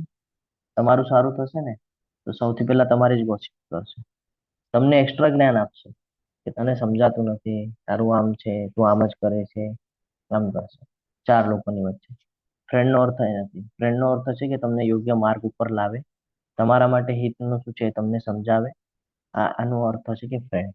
આ સમજવું ખૂબ જરૂરી છે. એટલે સંઘની બહુ મહત્વતા છે. કેવા લોકો સાથે રહ્યો છો, ક્યાં રહ્યો છો, કેવી સ્થિતિમાં રહ્યો છો, એના ગુણો આપણા પર હાવી થાય છે. શુદ્ધિકરણની પ્રક્રિયા કરવી જરૂરી છે. શું છે શુદ્ધિકરણની પ્રક્રિયા? ભક્તિમય સેવાઓ, જેમ કે જપ કરવું, શાસ્ત્રોનું શ્રવણ કરવું, પ્રસાદનું સન્માન કરવું, ભગવાનને ભોગ અર્પણ કરીને પછી ગ્રહણ કરવું. આ રોજના જીવનમાં થવું જોઈએ. તો એનાથી આપણે શુદ્ધ થઈ શકીએ છીએ. એના વગર આપણે શુદ્ધ થઈ શકતા નથી. આગળ કે છે કે દિવ્ય ગુણો મોક્ષ તરફ લઈ જાય છે. જે દિવ્ય ગુણો છે, દૈવી ગુણોની વાત કરીને, એ દિવ્ય ગુણો જે છે એ મોક્ષ તરફ લઈ જાય છે, અને આસુરી ગુણો બંધનકારક હોય છે. એ આપણને હંમેશા કર્મના બંધનમાં બાંધે છે. હે પાંડુપુત્ર, તું ચિંતા નહીં કર, કારણ કે તું દિવ્ય ગુણો સાથે જ જન્મેલો છે. કારણ કે 5 કારણો જે તૈયાર થયા ને યુદ્ધ ન કરવાના, એની પાછળ આ ગુણો જ કામ કરતા હતા. ત્યારે એમણે એવો વિચાર કર્યો, કરુણાનો ભાવ આવ્યો કે શું કામ મારું, પાપનો વિચાર આવ્યો છે ને, કૌટુંબિક પરંપરાનો વિચાર આવ્યો. તો આ બધું દૈવી ગુણો વાળા લોકોને આવે છે. તો ભગવાન એ જ કહે છે કે તારે ચિંતા કરવાની જરૂર નથી, તું તો ઓલરેડી દિવ્ય ગુણો સાથે જ છે. હવે આપણને બધાને થાય કે આપણે આ બધું ક્યાંથી સ્ટાર્ટ કરી શકીએ. આપણને એવું થાય કે સમય આવશે ને, હજી તો વાર છે, હજી તો યુથ છું, અથવા તો હજી તો એટલી ઉંમર નથી, જ્યારે વૃદ્ધ થઈશ ત્યારે આ બધું કરીશ. ના, એવું હોત તો પછી આ બધી કથાઓ શું કામ આપણને સંભળાવવામાં આવે છે? એવું હોત તો પછી ભગવાને શું કામ એવી લીલાઓ કરેલી છે? ભગવાન એટલા માટે કરેલી છે કે આપણે કથાઓ દ્વારા, લીલાઓ દ્વારા જાણી શકીએ કે આપણા માટે યોગ્ય શું છે. ભક્તિમય જીવન ક્યારે શરૂ કરવું જોઈએ? તો કે જાગ્યા ત્યારથી સવાર, જ્યારથી આપણને ખબર પડી જાય ને ત્યારથી કરવું જોઈએ. ફોર એક્ઝામ્પલ, પ્રહલાદ મહારાજ છે, એમણે તો જન્મની પહેલા જ શરૂઆત કરી દીધેલી. તમને બધાને ખબર હશે કે પ્રહલાદ મહારાજ એમના માતાના ગર્ભમાં હતા ત્યારે જ નારદજી જ્ઞાન આપી રહ્યા હતા, અને એ જ્ઞાનના લીધે એ ભક્ત બન્યા. અસુર કુળમાં હોવા પછી પણ એ સૌથી શુદ્ધ ભક્ત બની ગયા હતા. ધ્રુવ મહારાજ 5 વર્ષની ઉંમરમાં, જ્યારે કે આપણને બધાને ખબર છે, કંઈક પ્રાપ્ત કરવાની ઈચ્છાની સાથે 5 વર્ષની ઉંમરમાં જંગલમાં નીકળી પડ્યા, જ્યાં એમનો સંપર્ક નારદજીથી થાય છે, અને નારદજી એમને ભગવાનનું નામ આપે છે, ઓમ નમો ભગવતે વાસુદેવાયના સ્મરણ કરો. એ જપ કરે છે, અને 5 વર્ષની ઉંમરમાં એ જપ કરે છે, અને કઈ સિચ્યુએશન તૈયાર થાય આપણને બધાને કથાઓ ખબર છે. તો એવી જ રીતે આપણે પણ કોઈ એવી ટાઈમ લિમિટેશન જોવાની નથી કે હું આ વર્ષ પછી જ કરીશ, અને હું આવતીકાલથી કરીશ, અને હું વૃદ્ધ થઈશ ત્યારે કરીશ. એ ખબર નથી, કારણ કે આ બધું અસ્થાયી છે. ભૌતિક જગત ક્યારે શું થઈ જાય ને આનું કોઈ ગેરંટી નથી આપી શકતું. એટલે જ્યાંથી આપણને જ્ઞાન મળે છે ને એ જ દિવસથી આપણે શરૂઆત કરી દેવી જોઈએ. ઘણા બધાને થાય કે શું શું અસર થશે ભક્તિ કરવાથી, શું શું ફરક પડે છે? જે લોકોએ કરેલો છે ને એ લોકોના સંપર્કમાં જવાનું, ને એ લોકોના અનુભવ જાણવા જોઈએ. એ લોકોના અનુભવ પૂછવા જોઈએ કે તું કેટલા સમયથી ભક્તિ કરે છે, એટલે તમને કહેશે કે આટલા સમયથી. તારા જીવનમાં શું બદલાવ આવ્યો ભક્તિ કર્યા પછી? તમે જ્યારે ભક્તિ વૃક્ષના ક્લાસમાં મળો ને ત્યારે એકબીજાને પ્રશ્ન પૂછવાના, તમારે એકબીજાનો પરિચય એકબીજાને આપવાનો. ક્યારથી જોડાયેલા છો? ઓકે. કેવી રીતે ભક્તિમાં આવ્યા? શું શું અસર થયો ભક્તિમાં આવ્યા પછી? કેવી રીતે ભક્તિ કરો છો તમે? શું શું અનુભવ આવ્યા? જ્યારે અનુભવ શેર થશે ને એકબીજા સાથે, તો ખબર પડશે કે ભક્તિની પાવર શું છે, અને ત્યારે આપણે ભગવાનને હજી નજીક જઈ શકશું. જે લોકો આસુરી હોય છે તેઓ જાણતા નથી કે શું કરવું જોઈએ અને શું ન કરવું જોઈએ. તેઓમાં નથી પવિત્રતા, નથી ઉચિત આચરણ, કે નથી સત્ય જોવામાં. અજ્ઞાનતા છે ને, તો અજ્ઞાનતા હંમેશા જ્ઞાનને ઢાંકી દે છે. આ હંમેશા ધ્યાનમાં રાખવાનું છે. અજ્ઞાનતા છે એ શું કરે છે? હંમેશા જ્ઞાનને ઢાંકી દે છે. એટલે શું કરવાનું છે ને એ આપણને યાદ ન હોય. જો આપણું માઇન્ડ વિચલિત હોય ને તો આપણને ખબર ના પડે કે આપણે શું કરવા યોગ્ય છે અને શું કરવા યોગ્ય નથી. હંમેશા આપણાથી ખરાબ બાબતો થઈ જાય. તો ભગવાન એ જ સમજાવે છે કે જે આસુરી છે ને, જે અજ્ઞાનતામાં છે ને, એ લોકો નથી જાણી શકતા કે એ લોકોએ ભગવાનની ભક્તિ કરવી જોઈએ, કેવી રીતનું જીવન જીવવું જોઈએ, નથી જાણતા. અને એવું એ જાણતા નથી એટલે એ લોકોના અંદર પવિત્રતા નથી, કે કોઈ એવું આચરણ નથી, કે કોઈ એ લોકોમાં સત્યતા જોવા નથી મળતી. હંમેશા પતનના માર્ગ પર જોવા મળે છે. તેઓ કહે છે કે આ જગત મિથ્યા છે. એ લોકોનું માનવું શું છે કે આ જે જગત છે, આ જગત કેવું છે? મિથ્યા છે. કારણ કે સમજી નથી શકતા ને ભગવાનની શક્તિ. હા, તો એટલે એ લોકો એવું કહે છે. આનો કોઈ આધાર નથી, અને એનું નિયમન કરનાર કોઈ ભગવાન નથી. તેમનું કહેવું છે કે કામે જ છાતી ઉત્પન્ન થયેલું છે, અને કામ સિવાય તેનું બીજું કોઈ કારણ નથી. એટલે એમનું માનવું છે રજોગુણમાં છે. એનું માનવું છે કે ભાઈ મારા ઇન્દ્રિય તૃપ્તિ માટે છે, અને મારા દ્વારા જ બધું અહીંયા થઈ રહ્યું છે. ભગવાન જેવું કઈ હોતું નથી. જો ભગવાન જેવું કઈ હોતું નથી તો પછી સૂર્યચંદ્ર કેવી રીતે આવે છે? ગ્રહ નક્ષત્ર કેવી રીતે કામ કરે છે? જો ભગવાન જેવું હોતું નથી, જો આપણી માટે જ બધું છે, તો આપણે કોઈ ઈચ્છા વ્યક્ત કરીએ છીએ તો કેમ પૂરી કરી નથી શકતા? કેમ ડિપેન્ડ રહેવું પડે છે? કેમ સિચ્યુએશન ના ઉપર ડિપેન્ડ રહી છે? આપણી ઈચ્છા થાય ત્યારે કેમ વરસાદ નથી પડતો? આપણી ઈચ્છા થાય ત્યારે કેમ ઠંડી નથી આવતી? આ બધા પ્રશ્નો પૂછવા જોઈએ. છે ને, જો આપણા માટે છે આ ભૌતિક જગત આપણે બનાવેલું છે અને આપણા કામે જ છાને એની માટે છે, તો શું કામ આપણા મન જેવું ફળ નથી મળતું? શું કામ આપણે જે ઈચ્છીએ છીએ એ નથી થતું? આવો પ્રશ્ન આપણને થવા જોઈએ ને. તો આ સમજવું ખૂબ જરૂરી છે. એ લોકો જગત છે એ મિથ્યા છે એમ સમજે છે, એ લોકોનો કોઈ આધ્યાત્મિક હેતુ છે જ નહીં એવું એ લોકોને લાગે છે, અને ભગવાનને કોઈ દિવસે એ લોકો સ્વીકારી શકતા નથી. આવા નિષ્કર્ષોને અનુસરનારા આત્મજ્ઞાન ગુમાવી દીધેલા બુદ્ધિહીન આસુરી લોકો એવા અહિતકર અને ભયાવહ કાર્યોમાં પરવાયેલા રહે છે, જે જગતના વિનાશ માટે હોય છે. એ લોકો હંમેશા કાંઈ પણ કાર્ય કરશે ને તો એનાથી લોકોનું નુકસાન જ થશે. એને એવું લાગશે કે ભાઈ બહુ ફાયદો થાય છે, પણ એનાથી કોઈ ફાયદો થશે ને, એનાથી નુકસાન જ થશે. હમણાં લેટેસ્ટમાં જ એવું એક ઘટના થઈ ગઈ છે, હું એના પર ડિટેલ્સ ચર્ચા કરતો નથી, તમને બધાને ખબર છે એમાં કેટલું બધું નુકસાન થયું અને શું શું પરિસ્થિતિઓ નિર્માણ થઈ. તો આ સમજવું જરૂરી છે કે આત્મજ્ઞાન હોવું જરૂરી છે, કે હું કોણ છું, મારે શું કરવા યોગ્ય છે, શું કરવા યોગ્ય નથી. બુદ્ધિનું ક્યાં ઉપયોગ કરવાનો છે, ક્યાં નથી કરવાનો એ પણ ખબર હોવી જોઈએ. ભગવાને કીધું છે ચતુશ્લોકી ગીતાની અંદર કે હું બુદ્ધિ પ્રદાન કરું છું, ક્યારે? જ્યારે તમે ભગવાનના શરણમાં જાઓ છો ત્યારે. તો અહીંયા ભગવાનના શરણમાં જ નહીં જાય તો બુદ્ધિ આવવાનો કોઈ વિષય રહેતો નથી. એટલે લોકો આસુરી કાર્ય જ કરે છે, અને એવા કાર્ય કરે છે જેમાં કોઈનું હિત નથી, પોતાનું પણ નથી ને બીજાનું પણ હિત નથી. એટલે એવા કાર્યો કરે છે જેનાથી જગતનો વિનાશ થાય છે, જેનાથી ધર્મનો નાશ થાય છે. મિથ્યા અહંકાર, જો અહીંયા રાઈટ સાઈડમાં તરત એ સ્લાઇડ આવી ગઈ. મિથ્યા અહંકાર, બળ, દર્પ, કામ તથા ક્રોધથી મોહિત થઈને આસુરી મનુષ્ય પોતાના શરીરમાં તથા બીજાઓના શરીરમાં સ્થિત પૂર્ણ પુરુષોત્તમ પરમેશ્વરની ઈર્ષા કરે છે તથા વાસ્તવિક ધર્મની નિંદા કરે છે. કોણ કરે છે? જે મિથ્યા અહંકારમાં છે. મિથ્યા અહંકાર એટલે શું? કે હું છું, મારું કંઈક છે અને મારા દ્વારા જ બધું છે, આ બધું મિથ્યા અહંકાર છે. તો મારી પાસે કંઈક શક્તિ છે, હું ઈચ્છું એમ કરી શકું છું, હા, મને કોઈ રોકી શકતું નથી, આવી બધું છે, આ બધું મિથ્યા અહંકારમાં આવે છે. બળનો ખોટો ઉપયોગ કરવો, દેખાડો કરવો, કામ, લોભ, ક્રોધ, આ બધું આપણને પતન તરફ લઈ જાય છે. રાઈટ સાઈડમાં શિશુપાલ છે. શિશુપાલ અને ભગવાન વચ્ચેનો સંબંધ આપણને બધાને ખબર છે શું હતો. ભગવાન એમને ઘણીવાર ચેતવણી પણ આપી કે તું આ કરે છે એ યોગ્ય નથી. એના માતાજીને પણ કહી દીધું કે હું ભાઈ 99 વાર માફ કરીશ, પછી હું માફ નહીં કરું, એક લિમિટેશન આપી દીધી. તો એને એવું લાગ્યું કે શું આ બોલે છે, કાંઈ છે નહીં આ કૃષ્ણમાં, આ તો આવો છે તેવો છે, એમ કરીને બધું બોલતા હતા ભગવાનના વાળા. ભગવાને જોયું જ્યારે ઓવર થઈ ગયું તો ભગવાને એને જવાબ આપી દીધો. તો આપણી સાથે પણ આવું જ થાય છે. મિથ્યા અહંકારમાં હોઈએ ને ત્યારે આપણને એવું લાગે હું બહુ શ્રેષ્ઠ, હું કરવું એ જ શ્રેષ્ઠ. કરીએ છીએ ને એકવાર એટલું મોટું ડાઉનફોલ આવે છે આપણા જીવનમાં કે આપણને એવું થાય છે કે મારી સાથે જ આવું કેમ? આ સમજવું ખૂબ જરૂરી છે. અને આ અહીંયા આપણને ઉદાહરણ તરીકે શિશુપાલ ધ્યાનમાં રાખવાના છે, કે જેમ શિશુપાલની વૃત્તિઓ હતી એવી જ વૃત્તિઓ આપણી પણ થાય છે, અને પછી આપણે પતન કરી નાખીએ છીએ, ભગવાનની ઈર્ષા કરે છે. ઘણા બધા લોકો છે એ ભગવાનની ભક્તિ કરતા હોય, દેવી દેવતાની ઉપાસના કરતા, એના મન જેવું ન થાય તો તરત ભગવાન બદલી નાખે. શું કે હવે આ માતાજી નથી કામ આવતા ને હવે બીજા માતાજીની ઉપાસના કરીશ, હવે એ નથી આવતા ને હવે કોઈ બીજા દેવી દેવતાની ઉપાસના કરીશ. આવી રીતે કરીને બીજાની ઈર્ષા કરે કે ભાઈ આવું છે. અથવા તો ઇસ્કોનની વાત કરીએ ને તો ઘણા બધા લોકોને તમે જોયું હશે, હા તમે તો ખાલી કૃષ્ણની જ વાત કરો છો, કૃષ્ણને જ તમે મહાન સમજો છો, એવી રીતે ઈર્ષા કરે. પણ સમજી ન શકે કે ભાઈ કેમ કૃષ્ણ મહાન છે, શું કામ કૃષ્ણને ભજવાનું છે, કૃષ્ણ કોણ છે, નથી સમજી શકતા. તો આ સમજવું બહુ જરૂરી છે. અને વાસ્તવિક ધર્મની એ નિંદા કરતા હોય છે. તો કામ, ક્રોધ, લોભ, અહંકાર આ બધું નુકસાનકારક છે, જે આપણા માટે પણ નુકસાનદાયી છે અને બીજા માટે પણ નુકસાનદાયી છે. હે કુંતી પુત્ર, આવા મનુષ્યો આસુરી યોનિમાં વારંવાર જન્મ ગ્રહણ કરીને ક્યારેય મારા સુધી પહોંચી નથી શકતા. તેઓ ક્રમશ અત્યંત અધમ જીવનની ગતિને પામે છે. આપણું પતન આપણે પોતાના હાથે કરી લઈએ છીએ. અહીંયા ભગવાને સમજાવે છે કે આવા જે મનુષ્ય છે જેના અંદર આસુરી ગુણો વધારે વિકસિત થયેલા છે, હંમેશા આસુરી યોનિમાં જાય છે. અસુરીઓની તમે બધા જોયું હશે, શિવજીના જે કહે ને શિવજીના ડિપાર્ટમેન્ટમાં આવે છે આ બધા અસુરો. એ લોકોનું વર્તન જોજો હંમેશા કેવું હોય. હા, તમે જોયું હશે રાક્ષસ વૃત્તિ વાળા બધા લોકો કેવું વર્તન કરે છે, હંમેશા દેવી દેવતાઓને ત્રાસ આપવાનું કામ કરે. હા, આવી જાય એની સાથે યુદ્ધ કરવા માટે ઘડે ઘડે. તમે ઘણી બધી કથાઓ સાંભળી હશે, હા, એની અંદર જોયું હશે તમે, બધી દેવી દેવતાઓની કથાઓ છે એમાં આવે છે આ અસુરનો વધ કર્યો, ઓલા અસુરનો વધ કર્યો, આ અસુર સાથે આનો અહીંયા ઝઘડો થઈ ગયો, ઓલા અસુરે એની સાથે આમ ઝઘડો કરી લીધો, પછી અહીંયાથી ભાગી ગયો, ઓલો ત્યાંથી ભાગી ગયો. એવું બધું સાંભળ્યું છે કે નહીં?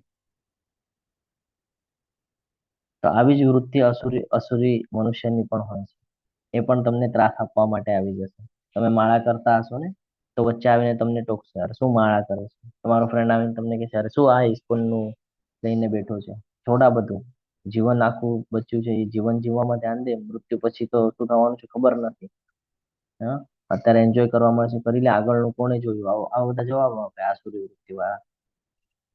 તમે ભક્તિ કરતા હો તો એમાં ખંડન કરે, હા, માળા કરતા હો તો એમાં ખંડન કરે, કોઈને જ્ઞાન આપો તો એમાં ખંડન કરે, તમને નીચા બતાડવા માટે અલગ અલગ પ્રશ્નો તર્ક વિતર્કો કરે કે આમ જ કેમ, તો આમ જ કેમ કીધું છે. હા, તમારી એક્ઝામો લેવામાં આવે, અલગ અલગ પ્રશ્નો પૂછવામાં આવે તમને, જે વ્યાજબી પણ ન હોય. તો આ આસુરી પ્રવૃત્તિ છે. જ્ઞાન માટે પૂછે તો અલગ વાત છે, પણ તમને નીચું દેખાડવા માટે પૂછે તો એ પછી અસુરી પ્રવૃત્તિ થઈ ગઈ. કે ભાઈ કોઈકને નીચે બતાડવું છે કે આપણું પોતાને શ્રેષ્ઠ માને છે ને, લાવવાની હમણાં પરીક્ષા લો. આ બધું અસુરી વૃત્તિ છે. અને તમે જોશો એ અસુરી વૃત્તિ હંમેશા બીજાને ત્રાસ જ આપ્યા કરે. એને એમાં અનેરો આનંદ આવતો હોય, મજા આવતી હોય બીજાને ત્રાસ આપવામાં. તો આવા લોકોનું શું થાય છે, પતન થઈ જાય છે અને આ લોકો અધમગતિને પામે છે. અધમગતિ એટલે નીચેના યોનિઓમાં જાય છે, જ્યાંથી ઉપર આવવું અત્યંત અઘરું છે. આ નરકના 3 દ્વાર છે. કયા 3 દ્વાર છે નરકના? તો કે કામ એટલે કે વાસના, બીજું છે ક્રોધ અને ત્રીજું છે લોભ. લોભ કરશો તો પણ નુકસાન થઈ જશે, ક્રોધ કરશો તો પણ નુકસાન થઈ જશે, અને વાસના છે એ પણ આપણું નુકસાન કરે છે.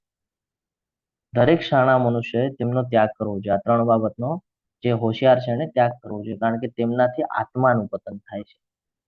શું થાય છે? આત્માનું પતન થાય છે. એટલે બીજા જ અધ્યાયમાં આ જ્ઞાન આપણને આપી દીધું છે, ધ્યાયતો વિષયાન પુંસઃ સકસ્તે સુપજાયતે.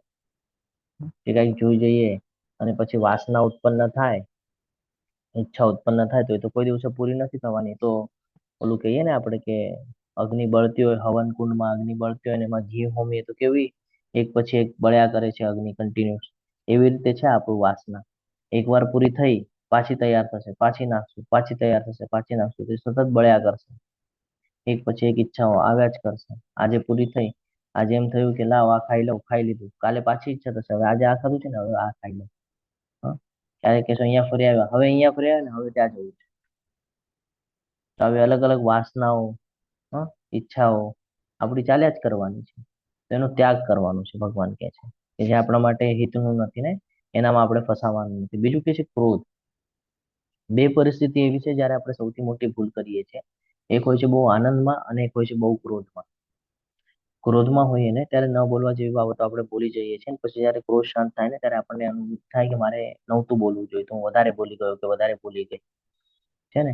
એકવાર જ્યારે આપણા મોઢામાંથી વેણ નીકળી જાય, ધનુષમાંથી તીર કમાન નીકળી જાય, હા, તો એ પાછું આવે છે કે નથી આવતું. એવી જ રીતે છે, એકવાર બોલેલા વેણ પાછા નથી લઈ શકતા આપણે. હું તમને હમણાં કંઈક બોલી દઉં ને પછી હું તમને 10 વાર પણ સોરી કહી દઉં, તો તમે કહેશો પ્રભુજી બોલવાની પહેલા વિચાર કરવો, તો હવે સોરી બોલીને શું કરવા માંગો છો. એટલે ક્રોધમાં આવીને કોઈને કાંઈ બોલવું જોઈએ નહીં. ક્રોધ ઉપર જ નિયંત્રણ હોવું જોઈએ. આ બહુ જરૂરી છે. અને બીજું છે આનંદમાં.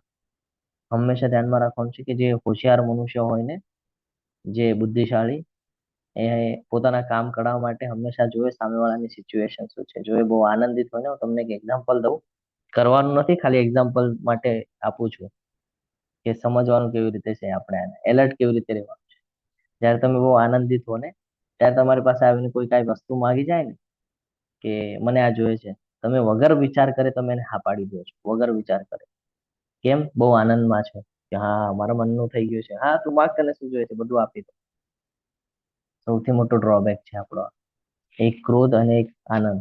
એટલે આમાં આત્મા કંટ્રોલ રાખવું બહુ જરૂરી છે. જો આમાં કંટ્રોલ નહીં હોય ને તો સામેવાળાનો ફાયદો લેશે ને 100% લેશે. જે હોશિયાર છે ને એ તો લેશે જ લેશે. પરિસ્થિતિ જોશે કે મારે આની પાસેથી આ વસ્તુ પડાવી છે, જોઈએ છે, તો આ ક્યારે આનંદમાં છે. જ્યારે ખબર પડી આ આનંદમાં છે ત્યારે 100% તમારી પાસે માંગ્યું, 100% તમે હા પાડી.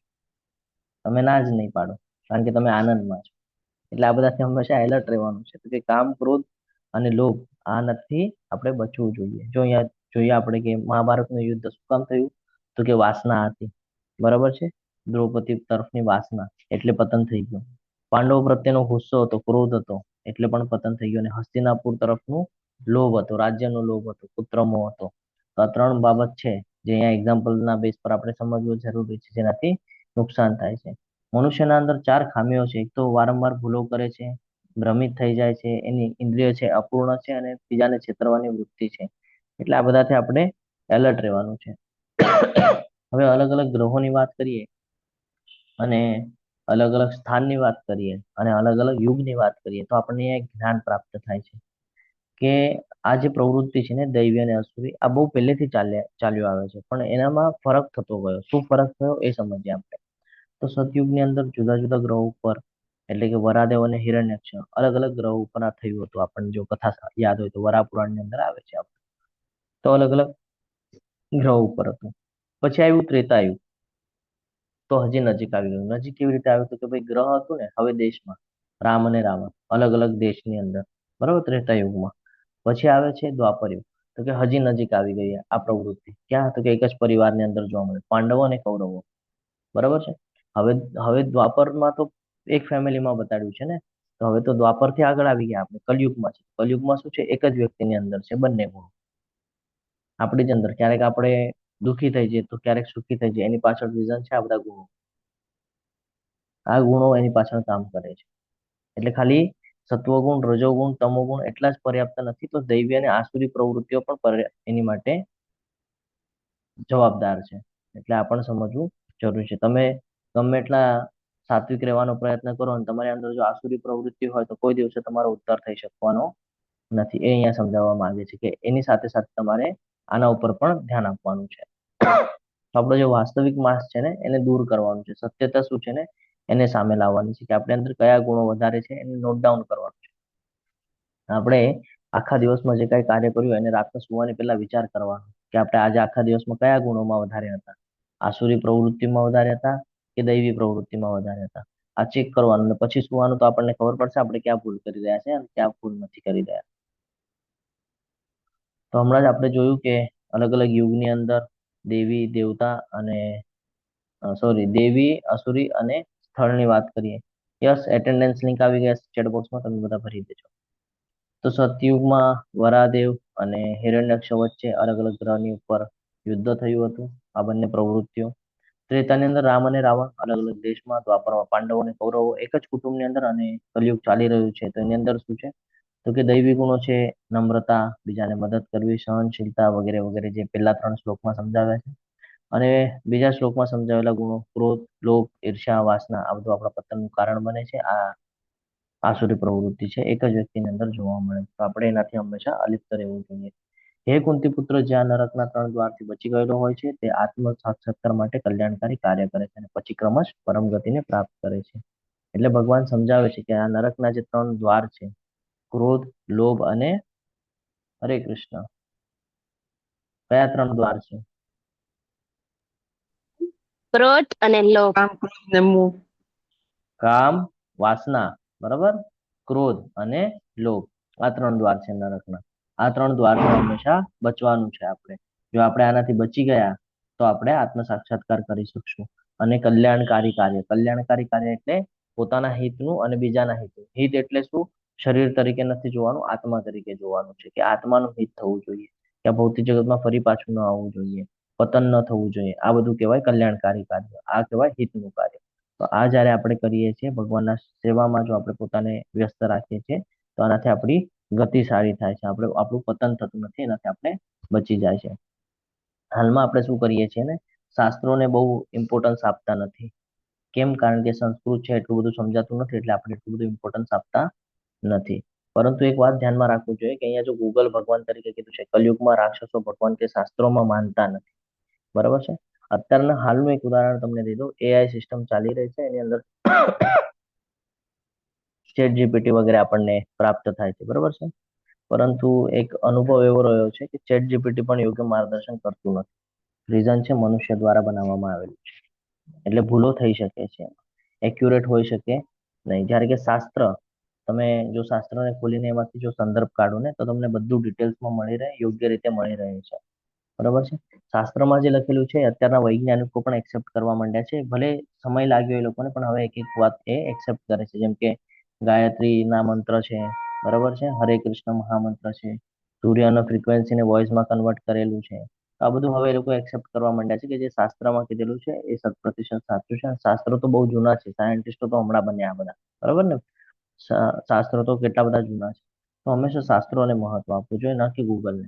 રીઝન બીજું એ પણ છે કે જો ગૂગલ ઉપર તમે અત્યારે પણ ભગવદ્ ગીતાનો કોઈ શ્લોક મૂકશો ને, એક એક્ઝામ્પલ આપું છું, તો તમને એના 4 થી 5 ઓપ્શન મળી જશે, વધારે મળશે, પણ હું એક એક્ઝામ્પલ આપું. કેમ?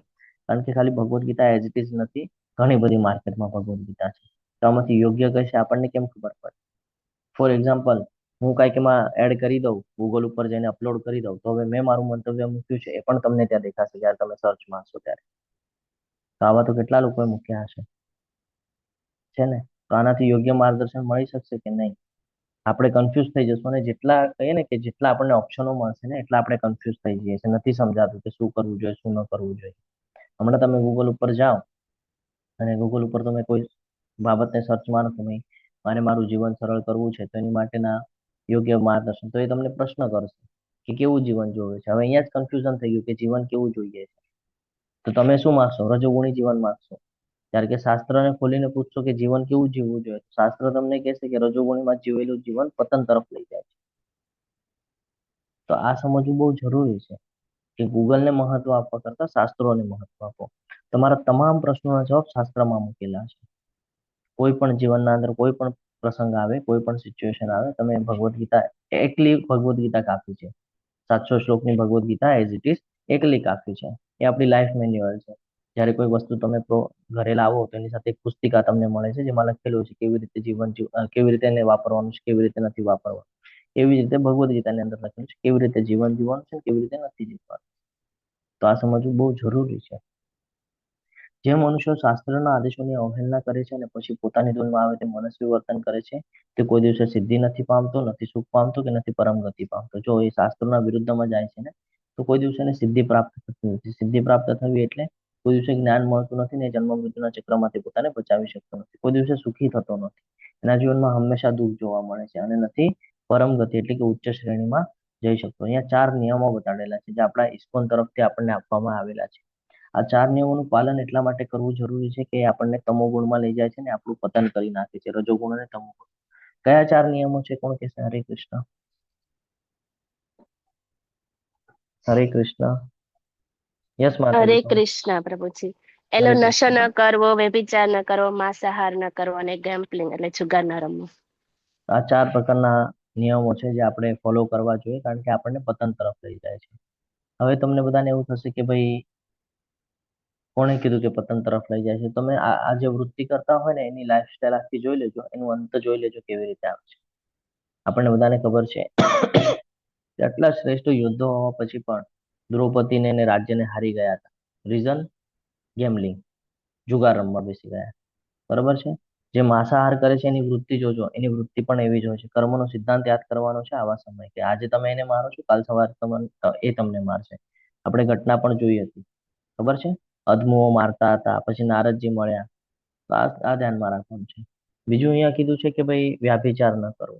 તો શાસ્ત્રોએ આપણને 4 વર્ણ અને 4 સંપ્રદાય વિશેનું જ્ઞાન આપ્યું છે. એવી જ રીતે ભગવદ્ ગીતાના પહેલા ચેપ્ટરની અંદર અર્જુનજીને જે પ્રશ્ન નિર્માણ થાય છે વર્ણશંકરનો, એ ત્યાં સમજાવવામાં આવ્યું છે કે બાળકોની ઉત્પત્તિ કેમ કરવી છે, શા માટે કરવી છે, એની પાછળ કંઈક રીઝન છે. એવું નથી કે આપણે આપણા ઇન્દ્રિય તૃપ્તિ માટે થઈને બધું જ કરવાનું છે. નહીં, ભગવાને આપણને શરીર આપ્યું છે ભગવાનના ઉપયોગમાં લાવવા માટે, તો એ બધાનો ઉપયોગ ભગવાનમાં થવો જોઈએ.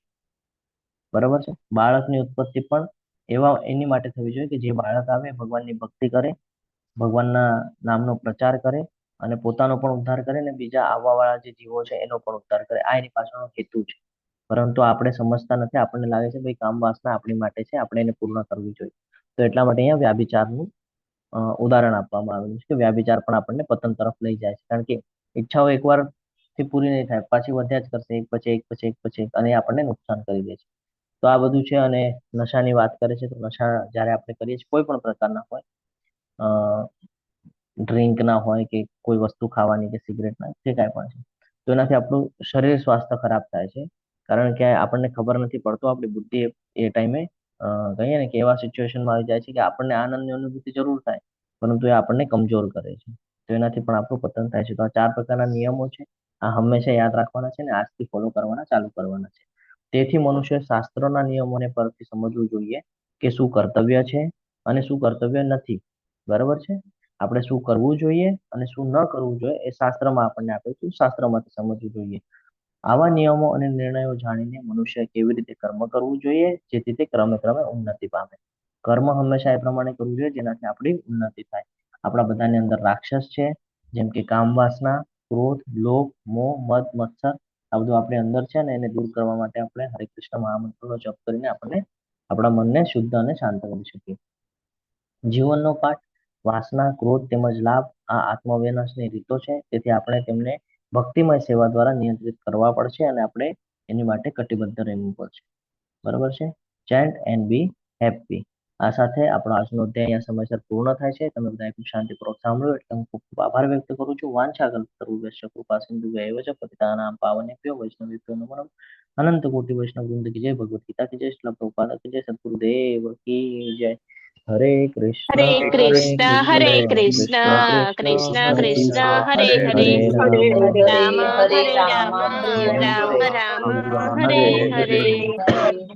હરે કૃષ્ણ પ્રભુજી. પ્રભુજી